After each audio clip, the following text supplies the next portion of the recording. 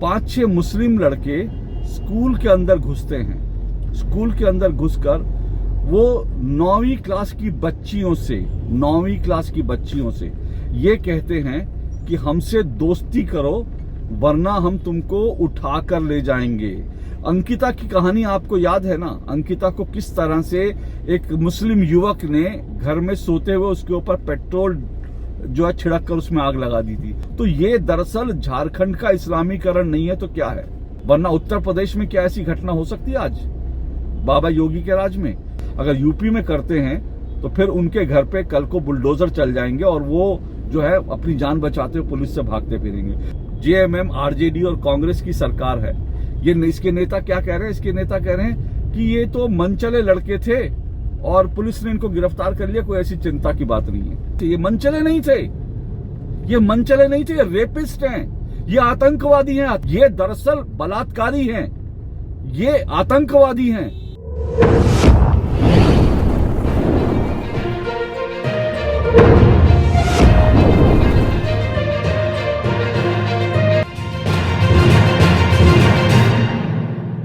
नमस्कार। अगर मैं आपको ये कहूं कि झारखंड का इस्लामीकरण हो रहा है तो आप में से बहुत से लोगों को लगेगा कि ये एक राजनीतिक बयान है, पॉलिटिकल स्टेटमेंट है। कई लोगों को लगेगा कि ये एक सांप्रदायिक बयान है, यानी कि एक कम्युनल स्टेटमेंट है। लेकिन आप खुद ही सोचिए कि झारखंड में दरअसल हो क्या रहा है। क्या झारखंड का इस्लामीकरण नहीं हो रहा?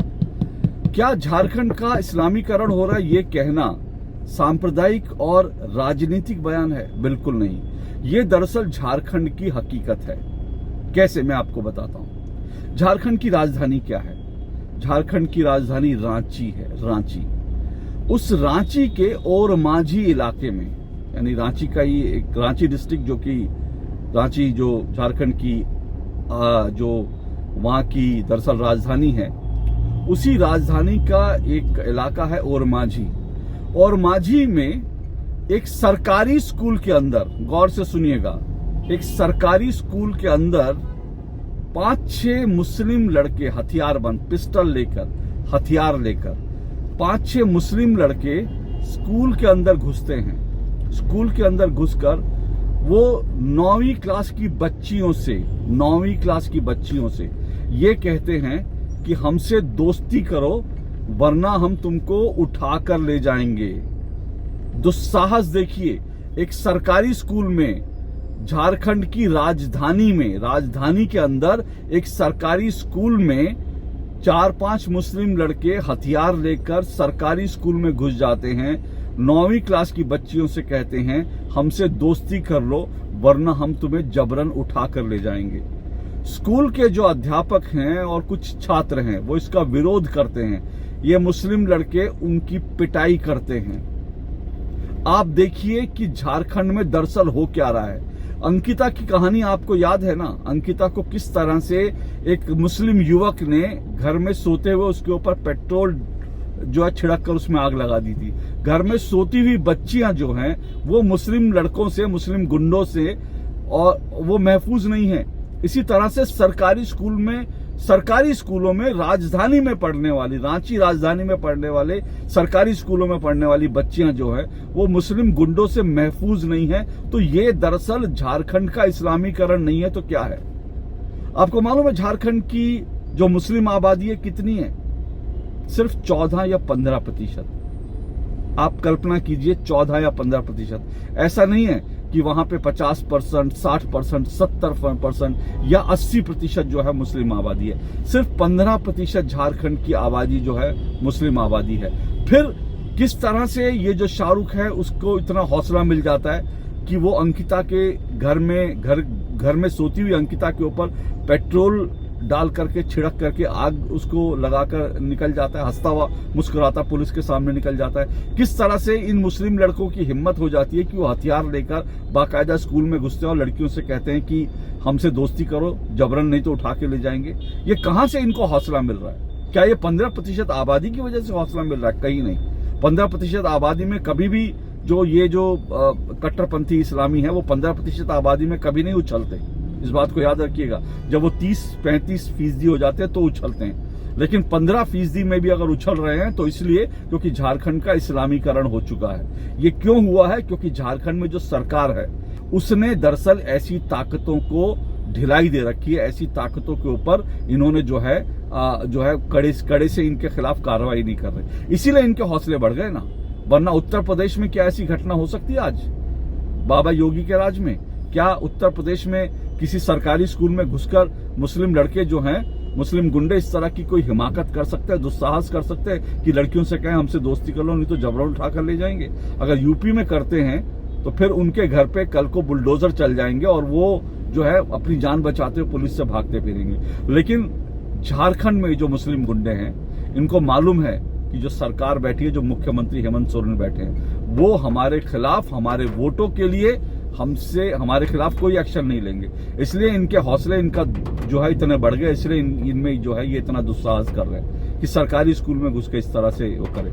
अब क्या दोस्ती करने की बात, क्या ये दोस्ती क्या आप समझ सकते हैं? ये दोस्ती क्या उनको सिनेमा दिखाने के लिए है? ये दोस्ती 9वीं क्लास की बच्चियों के साथ क्या उनसे राखी बंधवाने के लिए है? उनको क्या गिफ्ट देने के लिए है? ये सीधा सीधा उन बच्चियों का शारीरिक शोषण करने की एक पूरी की पूरी जो है एक इनकी घिनौनी हरकत है। लेकिन झारखंड के मंत्री, वहां की सरकार क्या कर रही है? झारखंड में जो कांग्रेस और जेएमएम के नेता है वो क्या कह रहे हैं? और आरजेडी के भी नेता, माफ कीजिए आरजेडी को भूल गया, इस वक्त बिहार में तो आरजेडी जो है वो सरकार में आ गई है और बिहार में जो हो रहा है वो आप देख रहे हैं। लेकिन ये जो जेएमएम, आरजेडी और कांग्रेस की सरकार है, ये इसके नेता क्या कह रहे हैं? इसके नेता कह रहे हैं कि ये तो मनचले लड़के थे और पुलिस ने इनको गिरफ्तार कर लिया, कोई ऐसी चिंता की बात नहीं है। आप इनको मनचला कहेंगे? मनचले लड़कों की इतनी हिमाकत होती है कि हथियार लेकर स्कूल में घुसकर, सरकारी स्कूल में घुसकर, राजधानी में जहां पर मुख्यमंत्री, सचिवालय, तमाम विधायक, डीजीपी, पुलिस का पूरा महकमा जहां मौजूद रहता है। आप सोचिए कि झारखंड में रांची में जो राजधानी है वहां पे इस तरह की हरकत हो रही है। आप कल्पना कीजिए कि झारखंड के जो दूर दराज के इलाके हैं, जो रिमोट एरियाज हैं, जो ग्रामीण इलाके, आदिवासी इलाके हैं, वहां पे क्या हो रहा होगा आप बस कल्पना कीजिए।